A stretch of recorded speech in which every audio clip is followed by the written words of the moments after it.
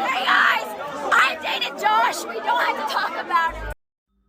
Okay, so former Dallas Cowboys wide receiver Dez Bryant was in the news today after he criticized ESPN reporter Malika Andrews for her coverage on the recent Josh Giddey scandal.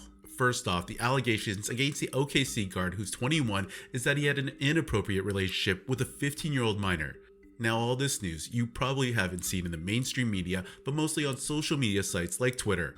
On top of that, these reports on Giddey came from unverified Twitter accounts, and from my understanding is that there has not been any open investigation from law enforcement as of yet. The NBA, however, has officially announced that they are investigating this matter. Anyways, all this approximately happened a week ago, and many people on social media criticized ESPN, particularly Malika Andrews, for being so quiet on this issue.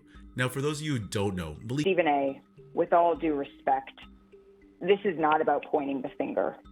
Stop.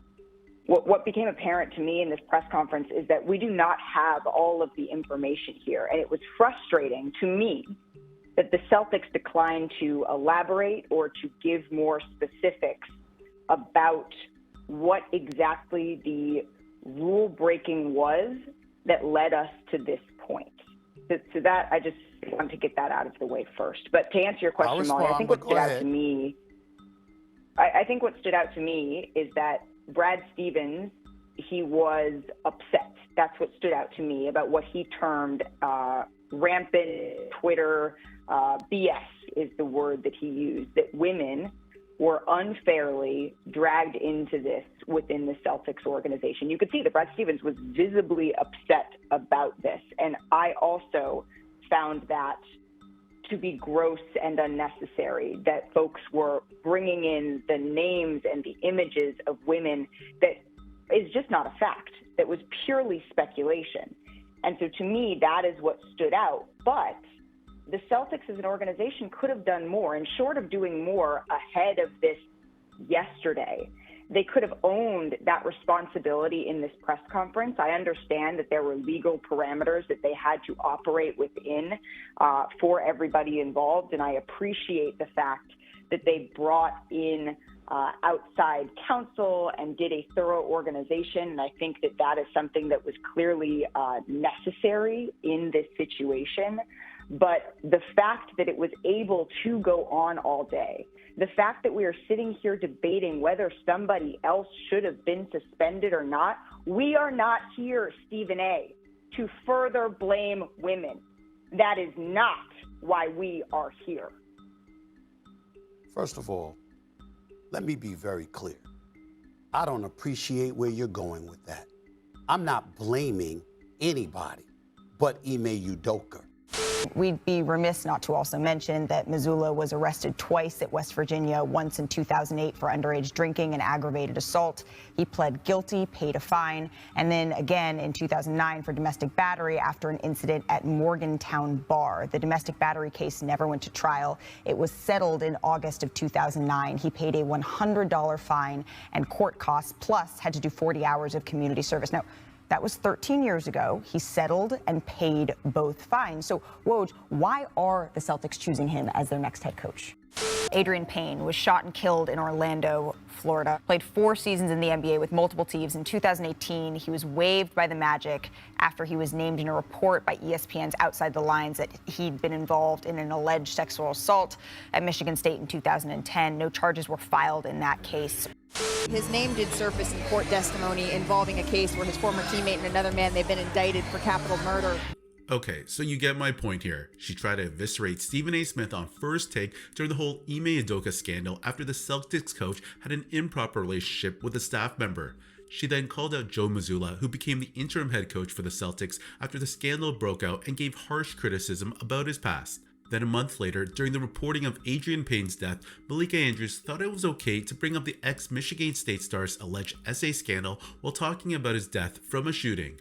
And finally, on draft night, she brought up Brandon Miller's involvement in a murder case, a case where the star was cleared of any wrongdoing and was not charged with any crime. Anyways, y'all notice a pattern here? Malika has been labeled in the NBA community as a black female reporter who will go to great lengths to criticize black athletes whenever she gets a chance. And her reluctance to speak on other athletes has been the main issue. Basically, I guess some in the community see her as the female version of Jason Whitlock. Case in point, during the Josh Giddey case, she has remained relatively silent until recently. That Thunder guard Josh Giddey had an improper relationship with an underage girl. In a since deleted post, an anonymous social media user claimed a girl who was seen with Giddey in videos and images, some of which include explicit captions, was a junior in high school at the time.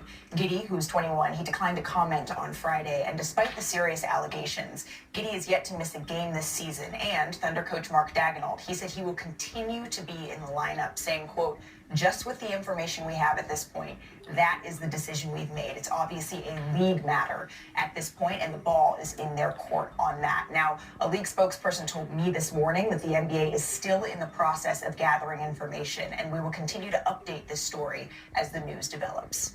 When this clip came to light, notice the difference in the tone of her voice and how long it took her to bring this issue up. It had been about a week since the issue was first reported, and a few days after the NBA announced they were investigating this matter. That said, former Dallas Cowboys wide receiver Dez Bryant took to social media to call her out on Twitter. Here's what he wrote. "Malika Andrews, you went out of your way to crucify Brandon Miller on draft day over something he didn't even do. Why haven't you said the same about Josh Giddey? I advise you not to make this a black or white thing. Your parents really raised you wrong, and just because you went to a private school don't make you better. You appeal, and I know you're kind. You're just a puppet. I don't know how a former or current NBA player could sit there across from you and look at you with some kind of respect." Yeah, so pretty harsh words directed at Andrews over her coverage or lack thereof of the Josh Giddey scandal. Twitter went pretty wild, responding to Dez's comments like this one here. Someone posted of Malika with her husband tweeting, "We all know why." Another person tweeted, "Her and Sage Steele belong on Boondocks episodes." Even AB jumped in and responded with this tweet, "Josh Giddey on Young Kitty." Okay, in my personal opinion, I can completely understand how fans are calling her out. She has definitely made a name for herself in the industry to be only targeting black men in sports. Even when reporting on Giddey's case, she didn't have the same energy for Josh Giddey like she did for Ime Udoka or the others. And what exactly was her reason for not reporting on this matter when it first blew up? Because you and I sure as hell know if it was a black athlete, she would have broken that news immediately. I have no idea why her or ESPN waited almost a week until they talked about this. It's a serious matter and it is newsworthy. I did see Stephen A. Smith address this issue himself on his own podcast, but other than that, the networks have been pretty quiet on the Josh Giddey scandal. I've talked about double standards a lot in the past, whether it be men or women or black versus white athletes, and my opinion is that everything should be treated equally. However, that ain't the case. It kind of reminds me of the domestic V case involving WNBA player Racuna Williams, and y'all know how ESPN be loving to promote WNBA content. That's all I see from them in my Twitter timelines these days, yet they didn't once mention the domestic V case involving Williams.